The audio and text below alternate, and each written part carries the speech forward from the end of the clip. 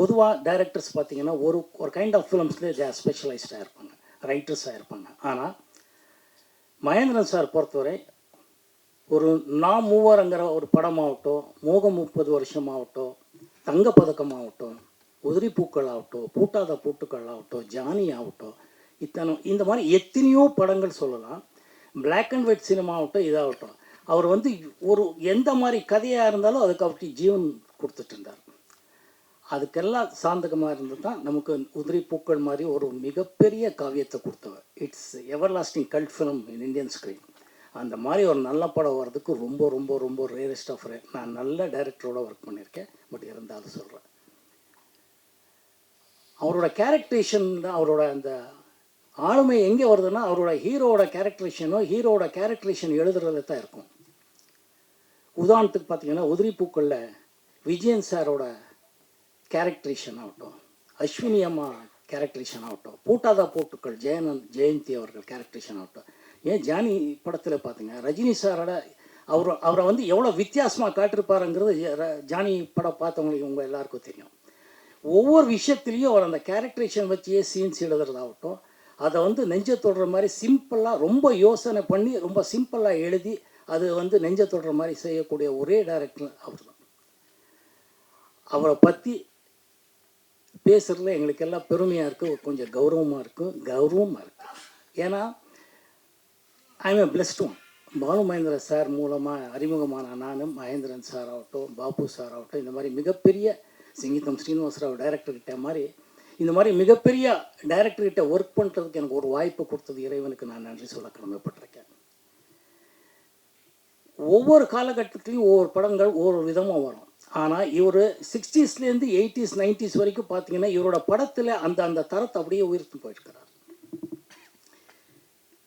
ஒரு making style ஆகட்டும், அவர் முதல் பண்ண படங்களுக்காகட்டும், இந்த படங்களுக்கு தங்கப்பதக்கம் ஸ்டைலுக்கும் உதிரி பூக்கள் ஸ்டைலுக்கு பார்த்தீங்கன்னா தாறுமாறாக இருக்கும். அது சம்பந்தமே இல்லை. ரிஷி மூலம் பாருங்கள், ஒரு பூட்டாத பூட்டுக்கள் பாருங்கள், எல்லாம் ஆல்மோஸ்ட் ஒரே காலகட்டங்களில் வந்த படங்கள் தான்.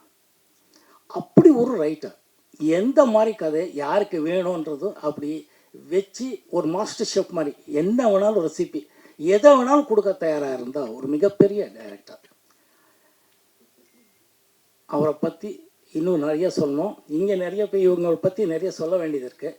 பட்டு டைமை கருதி சொல்லணும்னு ஆசைப்படுறது ஒவ்வொருத்தர்கிட்ட பர்சனலாகவே பேசினேன். உதாரணத்துக்கு இப்போ தான் தானு சார் பற்றி சொல்லிட்டு இருந்தேன். 80sலேருந்து ஆக்டிவாக இருக்கிற ஒரு ப்ரொடியூசர் டிஸ்ட்ரிபியூட்டர் எத்தனை பேர் இருக்கிறாங்க இன்றைக்கி? அந்த ஆளுமைக்கு தான் நன்றி சொல்லணும். அவருக்குள்ளேயே ஒரு ஸ்கிரிப்ட் ரைட்டர் இருக்கிறாரு, இயக்குனர் இருக்கிறாரு, மியூசிக் டைரக்டர் இருக்கிறாரு, ஒரு லிரிக் ரைட்டர் இருக்கிறாரு, ஒரு நல்ல ரசிகன் அவர். ஆக்சுவலாக அவர் அந்த மாதிரி ஒரு டைட்டில் அவர் கூட எடுக்கலாம் அவர். ஏன்னா அந்த மாதிரி ஒவ்வொரு விஷயத்துலையும் ஒவ்வொருத்தரும் இருக்குது. லெனின் சார் பற்றி எப்படி சொல்கிறது? அவர் வந்தது ரொம்ப மகிழ்ச்சி. அவர் வரமாட்டாரன்னு நான் சொன்னேன், எப்படியாவது ட்ரை பண்ணுறான் மனுஷனை, எப்படியாவது கூட்டிகிட்டு வாடா, பார்க்கணுன்னு நான் ஆசைப்படுறேன்னு. ஏன்னா அவருக்கு கிடைக்க மாட்டார். எப்படி ஒரு பாசிட்டிவாக சொல்லக்கூடிய மாமனிதன் அவர்னா, ஒரு காலகட்டத்தில் எனக்கு பணமே இல்லை, படம் பண்ணுறதை பற்றி பேசிட்டு இருந்தேன். ஏஎம் ஸ்டூடியோவில் சாரை பார்த்தோம். அப்படியே அந்த எடிட்டிங், அந்த எல்லாருக்கும் தெரியும் எடிட்டிங் ரூம்ஸ். எங்கே என்ன மோகன் சார் என்ன எங்கே இல்லை சார் இப்படியே வந்திருக்கேன்னு. எப்போ படம் பண்ணுறீங்க அப்படின்னா, சார் சும்மாங்க சார் பணமே இல்லைன்னு. படம் பண்ணுறதுக்கு பணம் எதுக்கு அப்படின்னா, என்னடா அப்படின்றதுக்குள்ளே உள்ள வாங்க அப்படின்னு கூட்டிகிட்டு போய் ஒரு சின்ன குட்டி கதை சொல்கிறார். அவ்வளோ தன்னம்பிக்கை வர வைக்கிறார். Thank you sir, thank you Lenin sir. Steeles Ravi என்னோட நண்பன், எங்கள் எல்லாருக்கும் நண்பன். நம்ம நெஞ்சத்தைக்கு இல்லாததுலேருந்து அப்படியே வந்தோம், இன்றைக்கும் வளர்ந்துட்டுருக்கோம். பாறைவளால் அங்கெங்கேயும் இருக்காங்க, அதுக்கப்புறம் பார்க்குறேன். அந்த மாதிரி மிக சிறந்த சாரை வந்து பார்க்கணும்னு எத்தனை இடத்துல கேட்டிருக்கேன்னு எனக்கு தான் தெரியும். சார் இப்போ சொன்னேன் சார், நான் உங்களுக்கு அதை கொடுங்க ஐயா. நான் வந்து இவரை பார்க்கணும்னு சொல்லும் போதெல்லாம் எனக்கு கரெக்டான கனெக்டே கிடைக்கல. இங்கே பார்த்தோன்னே எனக்கு எத்தனை நல்ல பாடல்கள் எழுதியிருக்காரு என் மனுஷன். மியூசிக் போடுறது மட்டும் இல்லை, சிங்கரும் ஆகட்டும், லிரிக்ஸ் எவ்வளோ இங்கே தொடர மாதிரி எழுதினம்மா. இவருக்கு நான் சொன்னேன் பர்சனலாக, வீட்டுக்கு வந்து பார்க்குறேன் சார், தயவுசெய்து உங்கள் ஃபோன் நம்பரை வாங்கிக்கிறேன்னு சொன்னேன்.